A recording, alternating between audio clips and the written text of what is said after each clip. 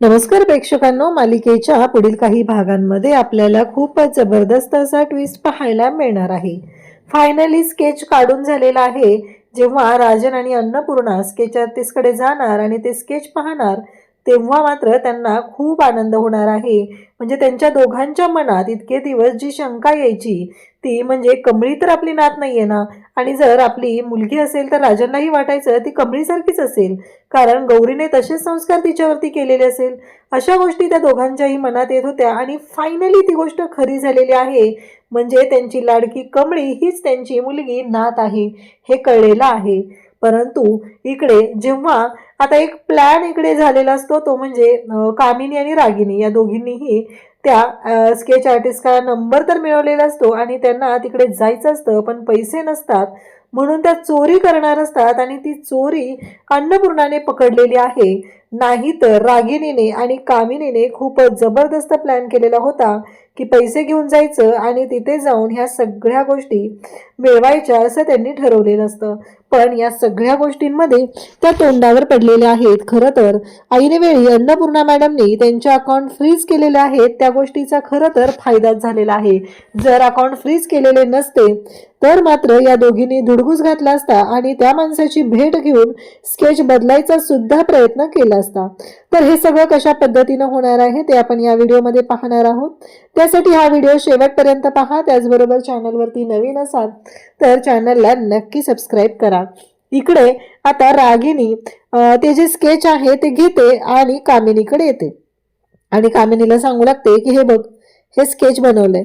तेव्हा ती म्हणते की कसलं हुबेहूब अनिकाचं स्केच काढलंय ग, म्हणजे अनिकाला शेजारी बसवले असेल आणि मग हे स्केच काढलंय. तेव्हा मात्र रागिनी कामिनीला सांगते की तुला कळतंय का आई, मी तुला काय सांगते ते, अनिकाला नव्हतं नेलेलं स्केच काढायला. माझा आणि राजनचा फोटो दिला होता त्या स्केच आर्टिस्टला आणि त्यानंतर त्यांनी हे स्केच काढलेलं आहे. तेव्हा कामिनी म्हणते काय सांगतेस हे सगळं, म्हणजे तेव्हा कामिनीला रागिनी सांगत असते. खरं तर ना प्रेक्षकांनो, आता रागिनी आहे ना ती जरा हुशार झाली इथं. ती म्हणते आई तुला कळतंय का त्यांचा काय प्लॅन आहे ते, मी राजनला विचारलेलं होतं. त्याने ट्रायलसाठी म्हणजे डेमो म्हणून हे स्केच काढून घेतलेलं होतं.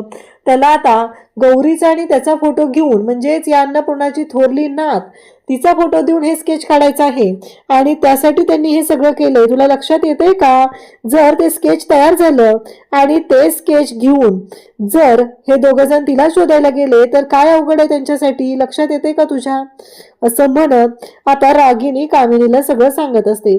आता काय करायचं ते सांग, नाही तर आपल्या सगळ्यांना रस्त्यावर येण्याची वेळ येणार आहे, असं ती सांगितल्यानंतर कामिनी म्हणते की आता तुला जे काय करायचंय ते तुलाच करावं लागणार आहे. रागिनी म्हणते मी करायचंय म्हणजे काय करायचंय.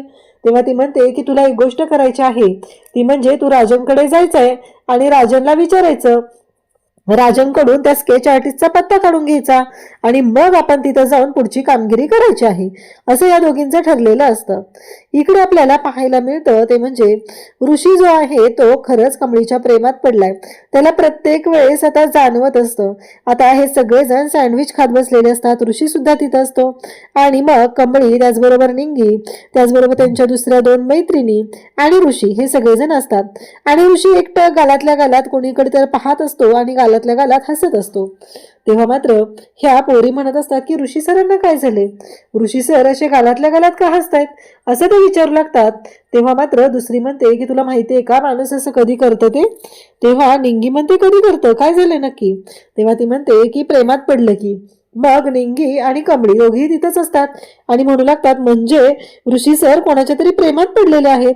त्यावेळेस कमळीला तर धक्का बसतो, कमळी पाहतच राहते, म्हणजे ऋषी सर कोणाच्या प्रेमात पडलेले आहेत, नक्की काय झालेलं आहे, हा प्रश्न कमळीला पडलेला असतो. खरं तर निंगी बाकीच्या दोघींना मात्र हसू आलेलं असतं, परंतु कमळीच्या चेहऱ्यावर हसू नसतं, कमळीला थोडंसं वाईट वाटत असतं. ऋषी मात्र गालातल्या गालात हसत असतो. इकडे आता अनिकाची तर वाट लागणार असते, कारण अनिकाचं असं म्हणणं असतं की 31 तारखेची पार्टी ही जोरदार झाली पाहिजे आणि या दोघींना अभ्यास करूच देणार नाही. कारण जेव्हा ऋषी कमळी हे सगळेजण बोलत होते तेव्हा ऋषीने विचारलेलं असतं की नक्की 31st काय करणार आहे. तेव्हा मात्र कमळीने सांगितलेलं असतं की जायचं हॉस्टेलला, पुस्तक उघडायचं आणि अभ्यास करायचा, कारण जानेवारीच्या फर्स्ट वीकमध्ये एक्झाम आहे, असं कमळीने सांगितल्यामुळं ऋषी सुद्धा या गोष्टीसाठी तयार झालेला असतो. परंतु अनिकाचं एकच टार्गेट आहे, ते म्हणजे कमळीला पास होऊ द्यायचं नाही आणि त्यासाठी जे काही करता येईल ते सगळी करायची तिची तयारी असते. आणि इकडे आपल्याला पाहायला मिळतं की आता कामिनी आणि रागिनी या दोघींनी जोर धरलेला आहे, कारण काहीही झालं तरीही ती जी काही कोण अन्नपूर्णाची नात आहे ना, ती या घरात येता कामा नये. ती जर या घरात आली तर सगळं संपलं. तर इकडे आपल्याला पाहायला मिळतं ते म्हणजे कमळी मात्र ऋषीकडे पाहतच राहते. तिला तर धक्का बसलेला असतो, ऋषी कोणाच्या प्रेमात पडलाय हा प्रश्न मात्र तिला पडलेला असतो. इकडे स्केच आर्टिस्टचं स्केच पूर्ण झालेलं असतं आणि त्याने राजनला फोन केलेला असतो. राजनला तो म्हणतो की तुमचं स्केच रेडी झालेलं आहे, तुम्ही येऊन ते घेऊन जा. राजन म्हणतो की हो, मी आज संध्याकाळपर्यंत येतोय. असं जेव्हा राजांनी सांगितलेलं असतं तेव्हा का रागिनी तिथेच रूम मध्ये असते आणि रागिनी राजनकडे पाहत राहते. जेव्हा रागिनी राजनकडे पाहते तेव्हा रागिनीला कळले की स्केच तर पूर्ण झाले. आता स्केच पूर्ण झाले म्हणजे ह्या अन्नपूर्णाला तिची मोठी नात मिळणार. आता स्केच एवढं छान पद्धतीने झालेलं आहे की आता या दोघांनाही कळणार आहे की नक्की काय झालेलं आहे, गोष्टी कशा पद्धतीने घडत आहेत.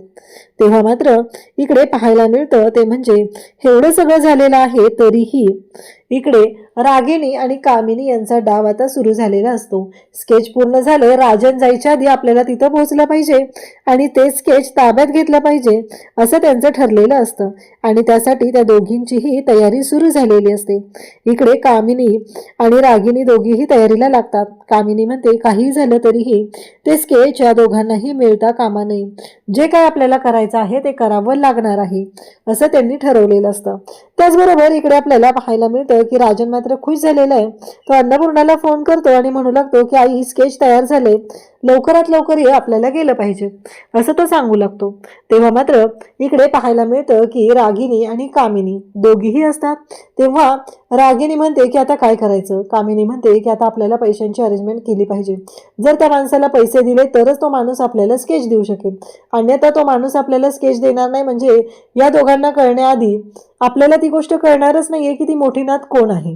आता मात्र कामिनी रागिनीला म्हणू लागते आता आपल्याला एक काम करायचं आहे की या म्हातारीच्या कपाटातले पैसे आहेत ते चोरायचे आहेत, तू लक्ष ठेव, आपण जाऊया असं म्हणत त्या दोघीही तिथे चाललेले असतात. तेव्हा रागिनी मात्र घाबरते. रागिनी म्हणत असते की आई नको, काहीतरी प्रॉब्लेम होईल, उगीच नको प्रॉब्लेम, माहितीये ना तुला ती कशी आहे ती. तेव्हा कामिनी तिला म्हणू लागते तुला माहितीये ना, पण आता जर आपण ते पैसे मिळवले नाहीत, आपण जर आता धाडस दाखवलं नाही तर काय प्रॉब्लेम होणार आहे तुला माहिती आहे. त्यामुळं आता एक गोष्ट कर की पहिलं आपल्याला ते पैसे मिळवणं गरजेचं आहे. आणि मग दोघीही जातात आणि त्याच वेळी दोघी पण आता तिथे गेलेले असतात. कपाटाचं लॉकर उघडतात कारण त्यांनी चाव्या गुपचूप घेतलेल्या असतात. लॉकर उघडतात आणि मग पैसे आणि दागिने दोन्ही घेत असतात आणि तेवढ्यातच अन्नपूर्णा तिथे पोहोचलेली असते. कारण अचानक अन्नपूर्णा तिथं आलेली असते, ह्या दोघींना माहितीच नसतं. कारण अन्नपूर्णा ही पाठीमागून जाणार असते, आजोबांच्या गोळ्या द्यायच्या असतात म्हणून अन्नपूर्णा माघारी आलेली असते. जेव्हा अन्नपूर्णा या दोघींना पाहते तेव्हा तिला खूप राग आलेला असतो आणि ती म्हणत असते बरोबर आहे, मला माहिती होतं तुम्ही या स्तराला पोहोचणार आहात आणि तुम्ही हेच सगळं करणार आहात, त्यामुळं मला या सगळ्या गोष्टीची खात्री आहे असं अन्नपूर्णा तिथे सांगत असते. आणि आता मात्र कामिनी आणि रागिनी दोघीही हात जोडून उभे असतात. मला माफ कर, मला माफ कर असं म्हणू लागतात. तेव्हा अन्नपूर्णा म्हणते की नाही, काही झालं तरी तुमच्या ह्या चुकीला माफी नाहीये, म्हणून तर तुमचे अकाउंट मी फ्रीज केलेले आहेत. कारण तुमचे अकाउंट जरी फ्रीज झालेले असले तरीही तुम्ही कोणत्या थराला जाऊ शकता या गोष्टीची जाणीव मात्र मला आहे असं म्हणत अन्नपूर्णा जाम पिसाळलेली असते आणि त्या दोघींचंही अक्षरशः थोबाड फोडायलाच ती पुढे गेलेली असते. परंतु अचानक राजनचा फोन येतो आणि राजन म्हणतो की आई लवकर या. असं म्हटल्याबरोबर अन्नपूर्णा त्या दोघींना म्हणते की तुम्हाला मी नंतर पाहते, कारण तुम्ही काय करू शकता आणि काय नाही हे मला सगळंच माहिती आहे असं म्हणत अन्नपूर्णा आता तिथून गेलेली आहे. खरं तर पुन्हा आता अन्नपूर्णाने लॉकरला एक वेगळा पासवर्ड टाकलेला आहे आणि यांचा डाव यांच्यावरच उधळून लावलेला आहे. त्यानंतर इकडे आपल्याला पाहायला मिळतं की जेव्हा या सगळ्या गोष्टी घडत असतात तेव्हा मात्र अन्नपूर्णा आणि राजन दोघंही तिथे स्केच आर्टिस्टकडे पोहोचतात आणि मग स्केच आर्टिस्ट ते स्केच दाखवण्याआधी त्यांना म्हणतो की आधी माझे पैसे द्या. तेव्हा राजन म्हणतो की हे तुम्ही सांगितलेले जे पैसे होते ते पैसे आहेत आणि स्केच बघितल्यानंतर मी तुम्हाला आणखी अमाऊंट देणार आहे. कारण खरंच आज तुम्ही माझ्यासाठी जी गोष्ट केलेली आहे ती खरंच खूप मोठी आहे, असं म्हणत राजनने त्या स्केच आर्टिस्टकडून स्केच घेतलेलं असतं. आणि जेव्हा ते स्केच राजन आणि अन्नपूर्णा दोघंही पाहतात तेव्हा त्या दोघांनाही धक्का बसलेला असतो आणि ते दोघं जण पाहतच राहतात. इकडे अनिका घरी आलेली असते. अनिकाला तर 31st पार्टी करायची आहे, त्या कमळीला हरवायचंय. इथे आता या दोघींनाही टेन्शन आलेलं आहे. अनिका मात्र रडत असते की मम्मा काय करू मी, मला कळतच नाहीये, कारण त्या दोघींचंही अकाउंट फ्रीज झालेलं असतं आणि त्यांची मात्र वाट लागलेली असते. आता मात्र राजन आईला म्हणतो की आई बघितलंस का तू फोटो, कोणाचा फोटो आहे. अन्नपूर्णा तर पाहतच राहते, कारण त्या दोघांना जे वाटत असतं म्हणजे ते खरं आहे की कमळी कमळी हीच आपली नात आहे, ही गोष्ट अन्नपूर्णाला कळलेली असते. तिला तर एवढा आनंद झालेला असतो विचारच करू शकत नाही. आणि मग राजन एक ब्लँक चेक देतो आणि त्या स्केच आर्टिस्टला सांगतो की जेवढी अमाऊंट तुला हवी आहे तेवढी अमाऊंट या चेकवरती टाक आणि तू ते पैसे काढून घे. तेव्हा स्केच आर्टिस्ट मात्र प्रामाणिक आहे. तो म्हणतो की मी माझ्या कलेवरती प्रेम करतो आणि माझ्या कामाचे पैसे जे योग्य आहेत तेवढेच मी घेतो, मी 1 रुपयाही कोणाचा एक्स्ट्रा घेत नाही.